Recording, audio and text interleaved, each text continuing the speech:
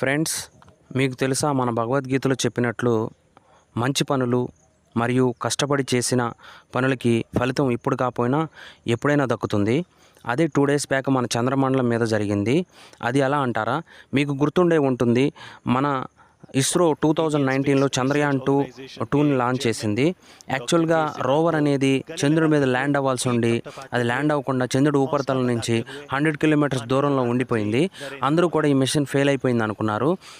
అప్పుడైతే మన ఇస్రో చీఫ్ సోమనాథ్ గారు ఏడ్చారు కూడా. అతన్ని మన హానరబుల్ పిఎం మోదీ గారు ఓదార్చారు.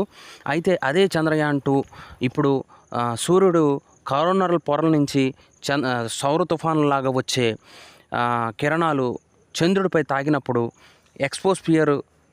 ఎక్సోస్పియర్లో ఉన్న అణువులు పెరిగాయి. అంటే గాలి లేని చోట ఖగోళ వస్తువులపై అంతరిక్ష వాతావరణం ఎలా ప్రభావం చూపుతుందో అర్థం చేసుకోవడానికి ఈ చంద్రయాన్-2 క్యాప్చరింగ్ చేసిన వీడియోస్ ఒక కొత్త అధ్యాయాన్ని తెరలేపే అవకాశం ఉంది.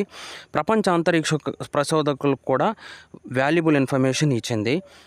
సో దీన్ని బట్టి మనం చేసి మంచి పనులు, కష్టపడి చేసే పనులకి ఇప్పుడు కాకపోయినా ఎప్పుడైనా కూడా మంచి ఫలితం దక్కుతుందని తెలుస్తుంది. జై హింద్, జై భారత్, జై శ్రీకృష్ణ.